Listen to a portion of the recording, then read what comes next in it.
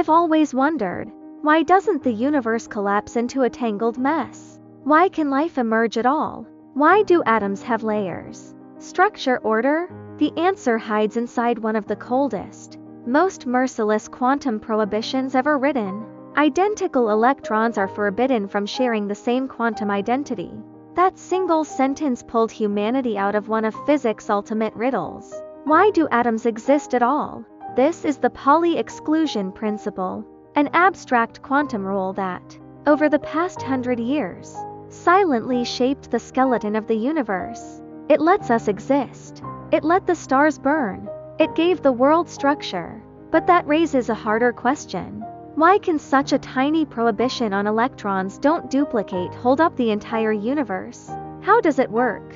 And how did it write atoms, chemistry, life, stars, and cosmic fate step by step? So let's start with the ban itself, and peeling opens the operating code of reality. In the early 20th century, physics was entering its era of madness. Scientists knew an atom contained a nucleus and electrons, but the moment you demanded details, everything fell apart. Why don't electrons fall straight into the nucleus? Why do they arrange themselves in layers like a strict seating chart? And why does the periodic table fit together with the precision of a clock? No one could answer. Theory was scattered pieces of a puzzle that refused to lock. Researchers could see the outcomes, but not the rulebook underneath. And at that moment of chaos, a young Austrian physicist entered the stage. Wolfgang Pauli. He was brilliant and vicious. Colleagues nicknamed him the demon of physics because he could shred anyone's theory with one line. And annoyingly, he was usually right. In the winter of 1924, Pauli wrote a short paper, just a few pages. No flashy data, no dramatic experiments. Just one brutally cold rule. Two identical electrons may never occupy the exact same quantum state. That single line detonated the mystery. Pauli noticed what everyone else had ignored. Electrons aren't just tiny balls, they carry a hidden identity called spin. It's like a secret fingerprint that makes each electron distinguishable.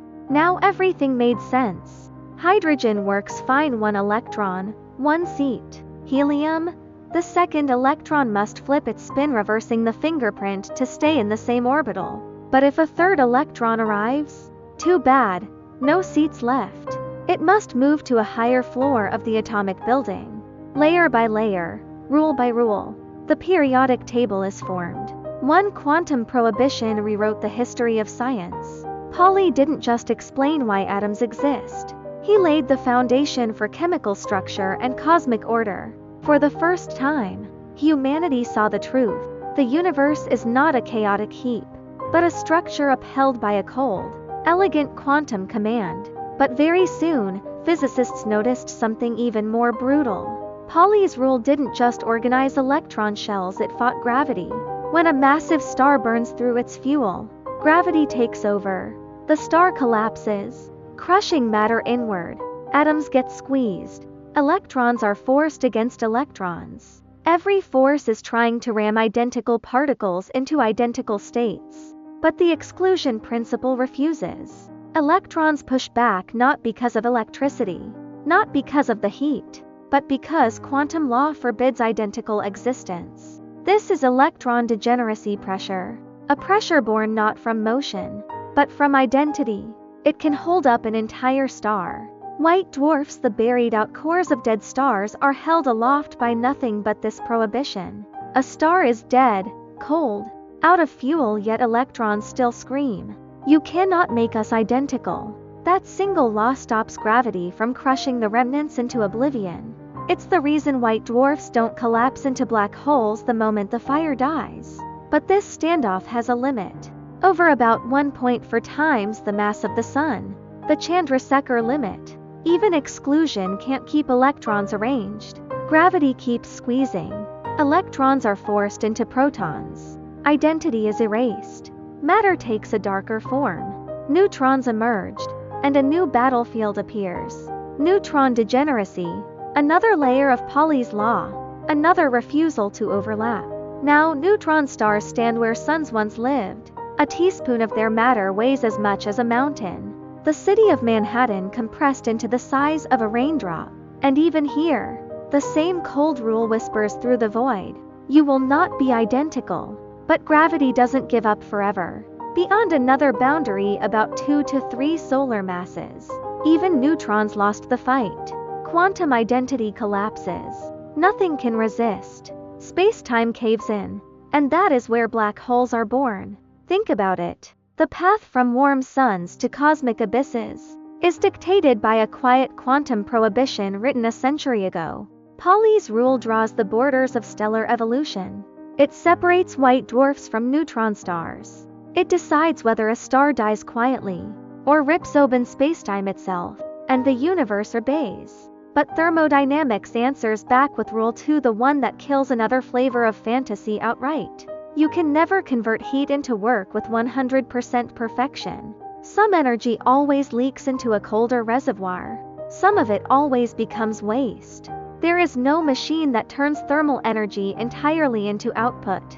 So a second-type permanent motion design, the one that claims it can swallow heat from a single source and deliver pure work with zero leftovers, is dead before it even gets drawn on paper. Heating requires a gradient. If everything sits at the same temperature, nothing flows. If nothing flows, nothing works. But people still want to quit. They push one last request. Fine, I won't violate conservation. I want to demand perfect efficiency. I just want entropy to go down. Okay, then Rule 3 shows up, the cruelest of them all. Absolute zero is impossible. You can get close, but never touch it in a finite number of steps. No matter how exotic your cooling tech, no matter how many clever layers you stack, entropy refuses to hit zero. That last trace of disorder is defended by the universe itself. So when someone imagines a machine that runs forever, needs no fuel, creates no waste, maintains perfect order, physics delivers a triple execution. No, still no, and here's the twist.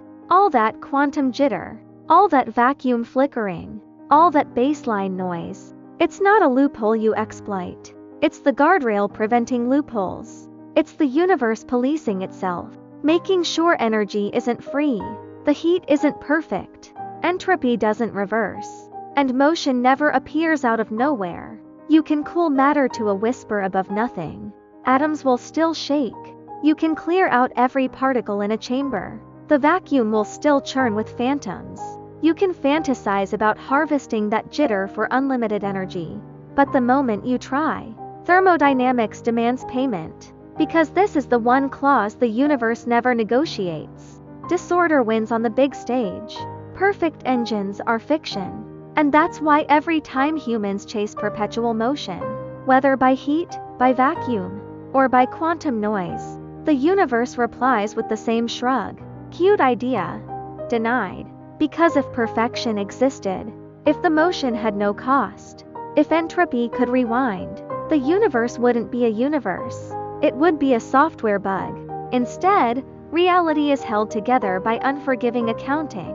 Every vibration tallied, every heat leak enforced, every cheese code welded shut. The quantum field never sleeps. The vacuum never stops. But none of it is free. That tremors at the bottom of existence, the one we call zero-point energy, is not permission. It's a signature. A message written in microscopic handwriting. Nothing is ever still, and nothing comes without a price.